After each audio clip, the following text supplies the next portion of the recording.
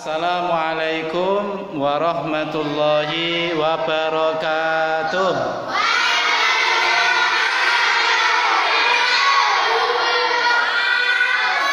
Tepuk anak soleh. Aku anak soleh.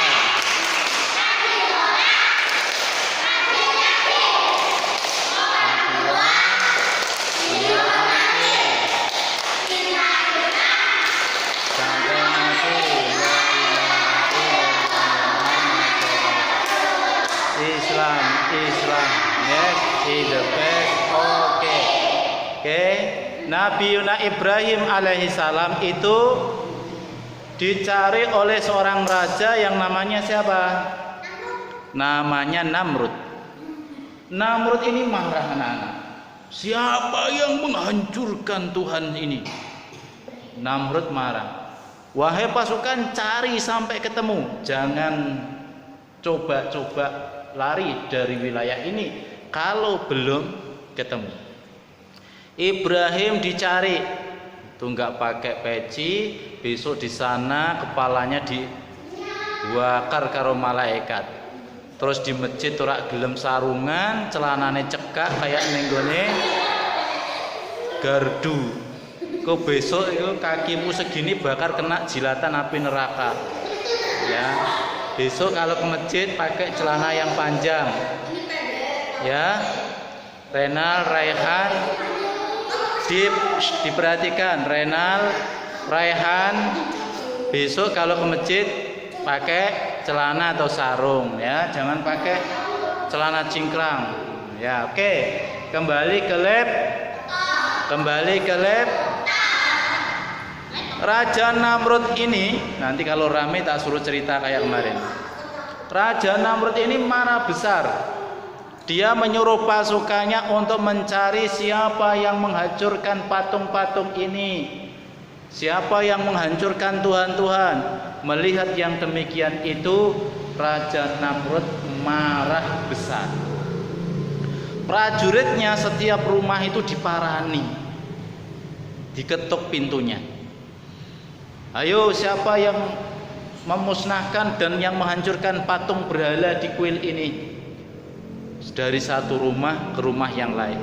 Rumah satu diketuk, pemilik rumah itu mengatakan, saya tidak tahu tuanku, saya bersama raja sedang berburu hewan. Kemudian rumah kedua diketuk lagi sambil marah-marah sambil bawa pedang. Jadi pasukan ini siap membunuh orang-orang yang menghancurkan patung dan berhala itu. Rumah kedua ditanya, tok. Ayo keluar. Akhirnya si pemilik rumah yang kedua ini keluar. Begitu keluar, pasukan ini sambil marah-marah bertanya, siapa yang menghancurkan berhala-berhala di kuil ini? Pemilik rumah kedua itu pun juga tidak tahu. Apa katanya? Saya tidak tahu tuanku. Sejak kemarin saya bersama raja mencari perburuan hewan di hutan. Rumah ketiga pun juga sama. Diparani sama prajurit, diparani sama tentara, ditanya, yang di rumah ini siapa ya? Kemudian rumah ketiga itu keluarlah pemilik rumahnya. Kemudian ditanya, ada apa komandan? Apakah kamu tahu siapa yang menghancurkan patung berhala ini? Awas, dengarkan. Nanti kalau tidak mendengarkan tak suruh cerita di sini.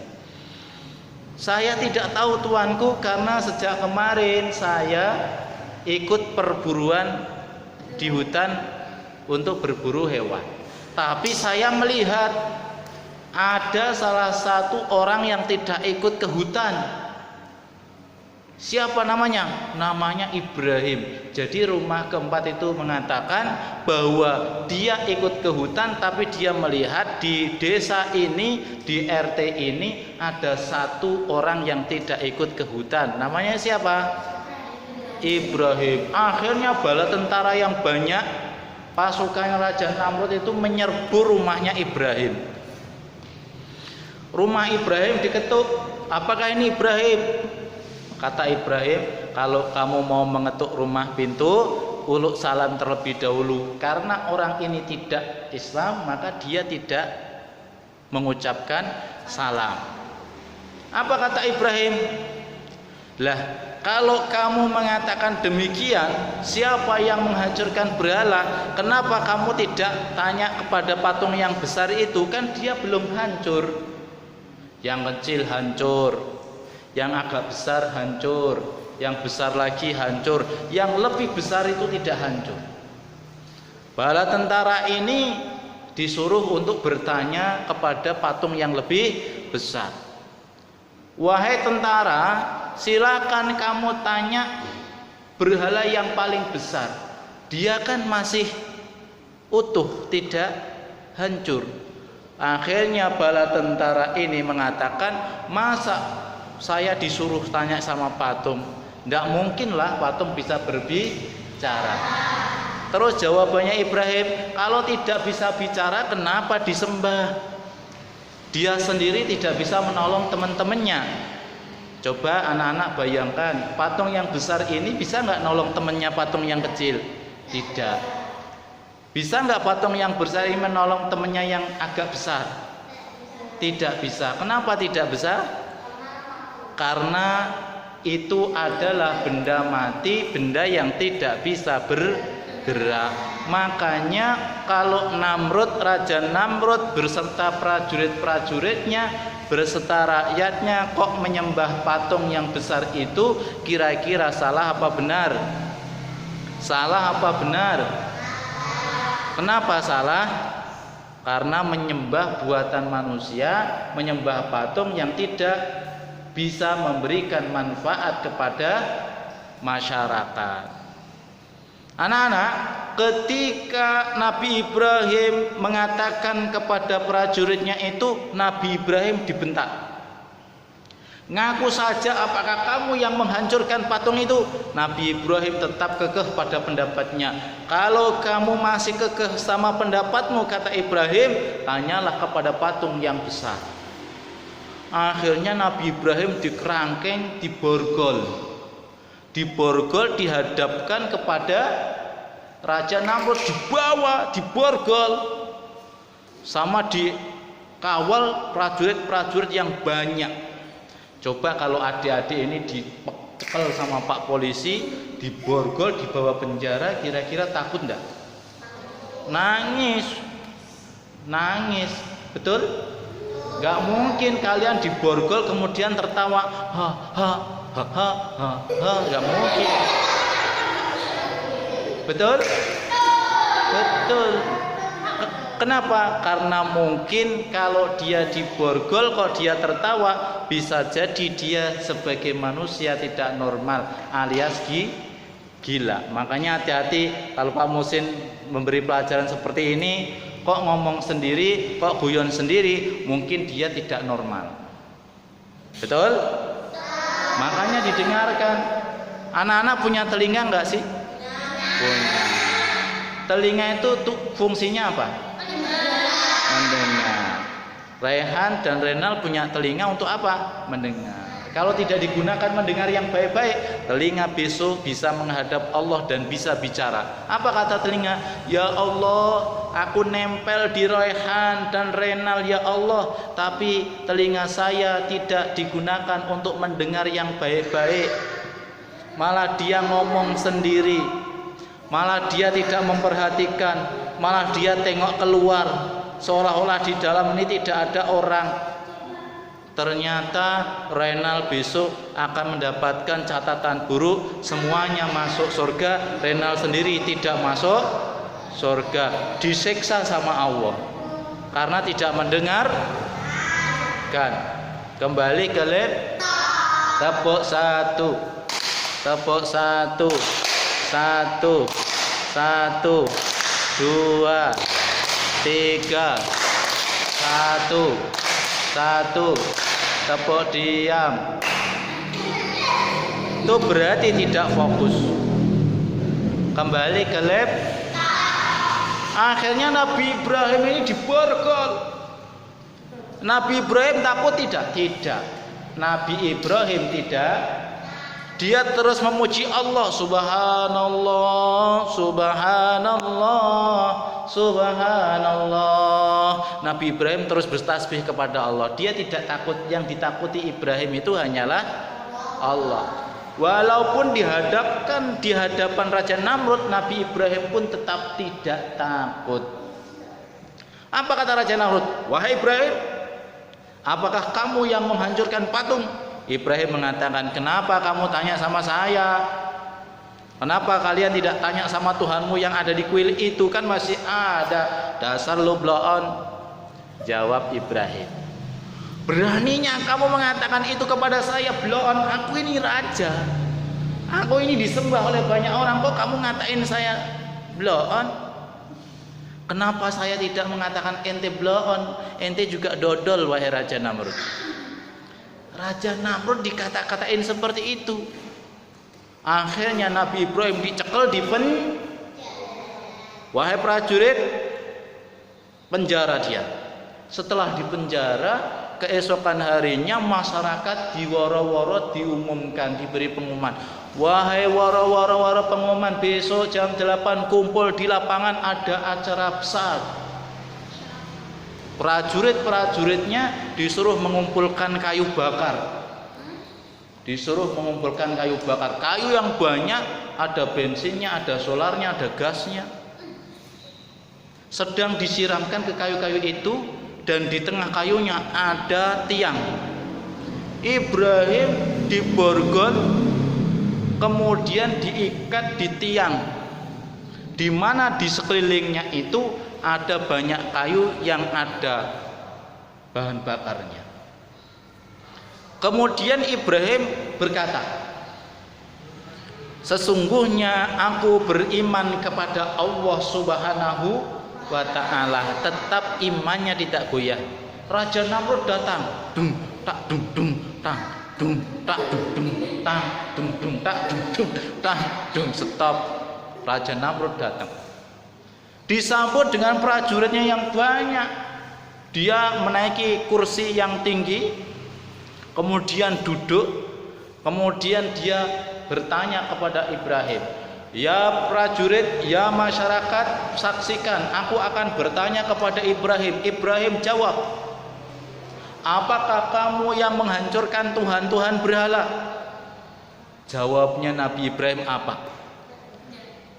Kalau ente pengen ngerti, jawab Nabi Ibrahim, tanyalah kepada patung yang masih ada. Kan dia masih ada. Dodol banget sih ente itu. Ibrahim bilang begitu. Raja itu jangan terlalu bloon. Raja kok bodoh. Kenapa kamu tanya sama saya? Datang aja ke situ, ke kuil, tanya sama dia. Apa kata raja? Kamu itu kurang ajar. Masa sama raja kayak gini? Aku itu bisa menghidupkan dan aku bisa mematikan, kata raja. Terus akan aku buktikan, aku bisa menghidupkan dan aku bisa mematikan, kata Raja Namrud. Dipanggillah dua prajurit itu, yang satu dibunuh, yang satu dihidupkan. Sadis enggak? Jahat enggak? Prajurit enggak salah apa-apa, ditembak, des, mati. Yang satu tidak ditembak, hidup. Berarti dia mengatakan, saya bisa menghidupkan dan saya bisa mematikan. Apa kata Ibrahim? La ente bahlul. Kata Ibrahim begitu, ente itu bodoh, itu namanya tidak bisa menghidupkan dan tidak bisa mematikan. Kata Ibrahim, yang bisa menghidupkan itu Allah dan yang bisa mematikan itu Allah. Kata Raja Namrud, buktikan Ibrahim. Akhirnya Ibrahim seperti ini tangannya. Datanglah burung. Burung itu datang ke pundaknya. Burung ini datang terus dipegang.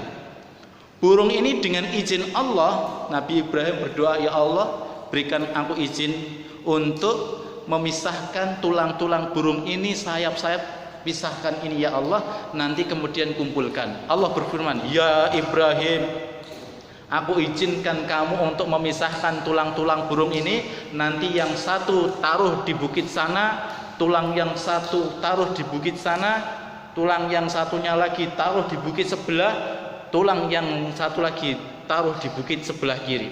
Akhirnya burung itu dicuil-cuil, kepalanya dipindah, sayapnya dipindah, sama siapa? Nabi ditaruh di bukit-bukit gunung. Apa kata Ibrahim? Ya masyarakat, buktikan lebih kuat mana saya sama Namrud. Akhirnya burung itu ditaruh. Setelah ditaruh, Nabi Ibrahim balik ke tiang, terus dia berdoa kepada Allah. Ketika berdoa, awan yang tadinya cerah menjadi mendung. Ketika mendung, kemudian Ibrahim berdoa, ya Allah, ya Tuhan kami, satukan kembali daging dan tulang burung yang kami pisahkan, ya Allah. Akhirnya tulang sama daging sama sayap sama kepala itu berterbangan dan kumpul menjadi satu, kemudian menjadi burung lagi, diketeki lagi sama Ibrahim. Burung datang lagi. Kemudian dibuktikan, inilah izin Allah, inilah kekuatan Allah. Namrud, apakah kamu bisa?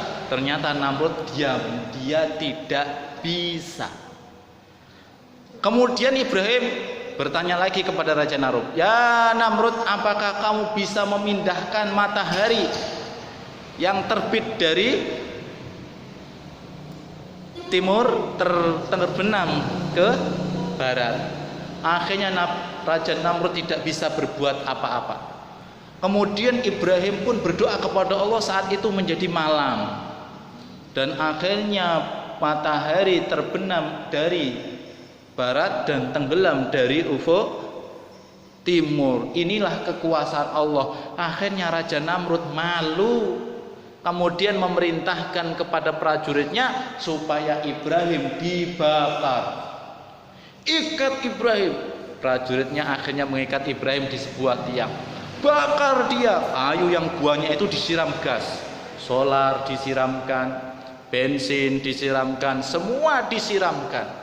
Dan kemudian api mulai dinyalakan. Apinya nyala. Pada saat nyala itu kira-kira Nabi Ibrahim hidup apa mati apa mateng? Mati apa enggak? Kemudian ketika api itu menyala dan dia termasuk ada di dalam api itu, Nabi Ibrahim berdoa kepada Allah, ya narukuni, ya Allah dinginkanlah api ini ya Allah, dan selamatkan hamba ya Allah. Akhirnya api yang besar itu berubah menjadi dingin. Nabi Ibrahim tidak terbakar sedikit pun, tidak gosong sedikit pun. Coba kalau Fatir yang dibakar, mungkin sudah jadi gereh. Ya, coba Rehan yang dibakar,